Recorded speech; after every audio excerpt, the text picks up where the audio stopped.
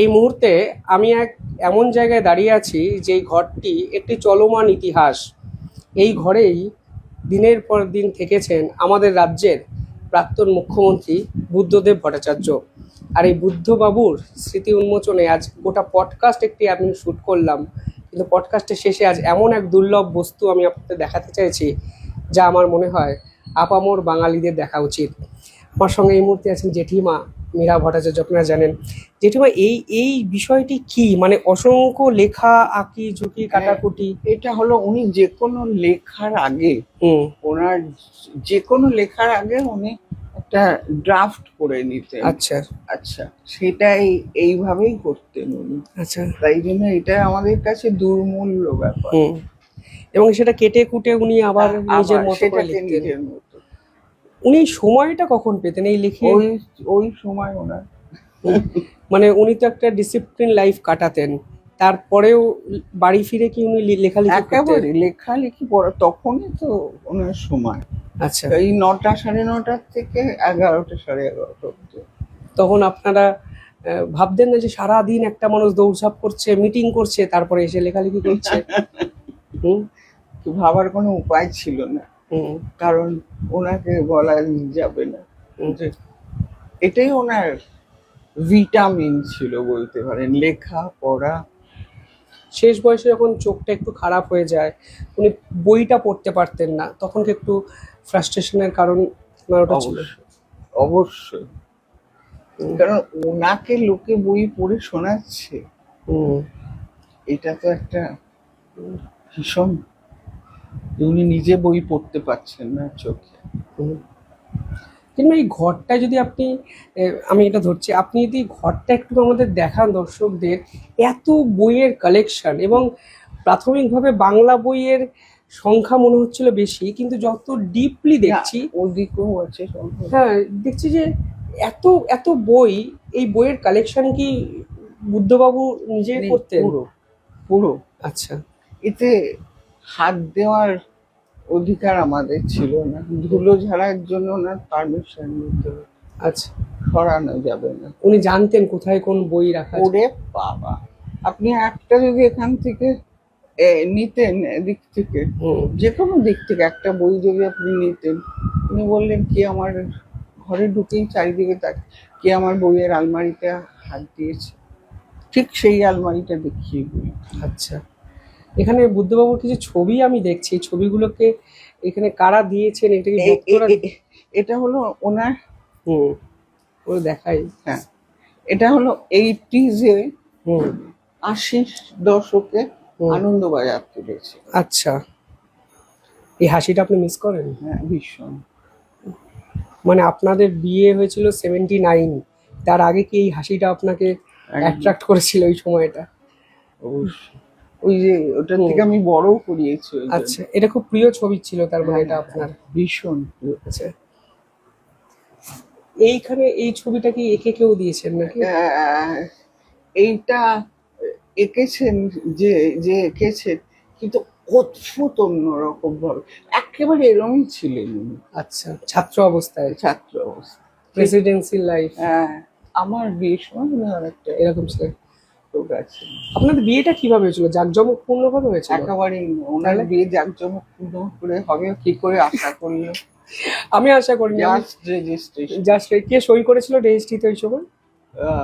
বিমানদা এদের পক্ষ, বিমানদা হলেন ওনার পক্ষ থেকে, আর আমার পক্ষ থেকে আমার এক জ্যাঠামশাই, আমার এক মামা। আচ্ছা, বাড়িতে রাজি করানোর জন্য কষ্ট করতে হয়েছিল আপনাকে ওই সময়? সেগুলো বলা যাবে না। আচ্ছা, মানে তারপর থেকে 79 থেকে শুরু হলো সাংসারিক জীবন, যখন সাংসারিক এবং কাজ।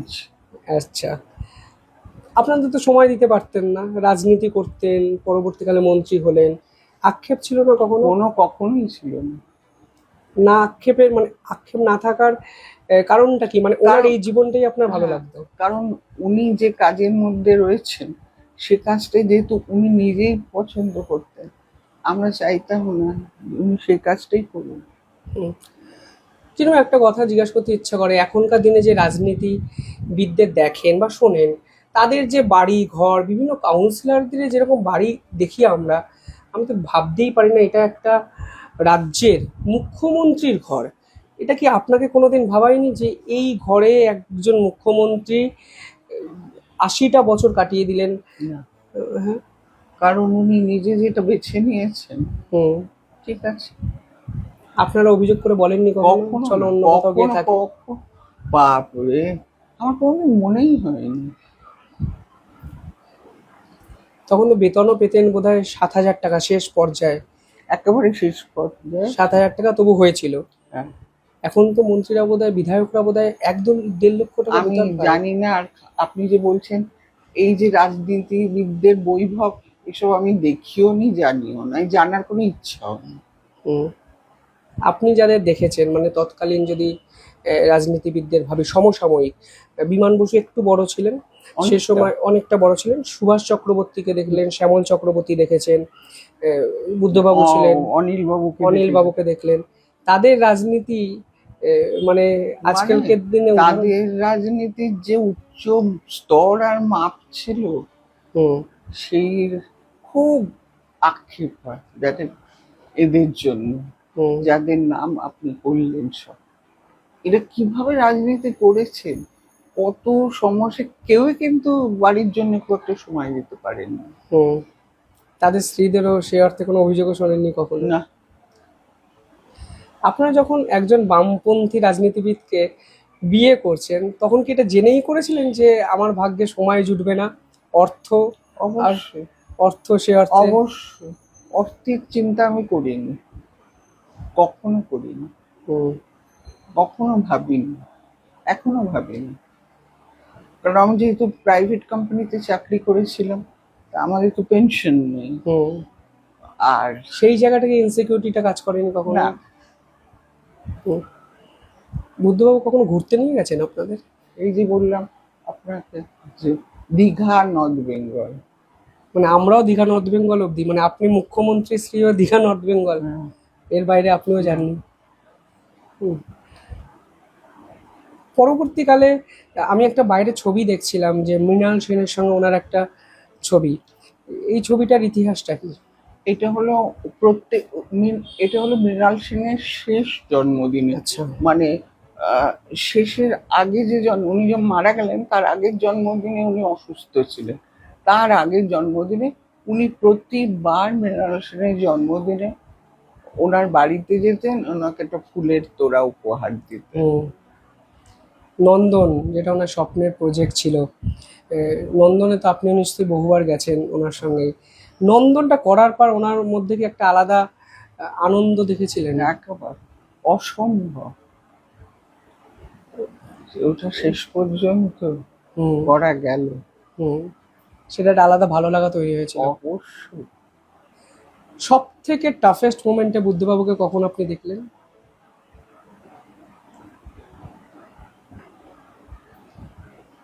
একটা দেখেছিলাম বহু আগে, রাশিয়ার হুম। ভাঙনটা, ভাঙনে, সোভিয়েতের ভাঙনটায়। সোভিয়েতের ভাঙনটা। হুম। সোভিয়েতের ভাঙনটা একটা, প্রমোদদা মারা যাওয়া একটা, আর একটা হলো শিল্প ভাবনা না ফলপ্রসূ না হওয়ার। মানে সিঙ্গুর এপিসোডটা খেদোক্তি হয়ে ঝরে পড়তো ওনার কথায়, সিঙ্গুরটা হলো না।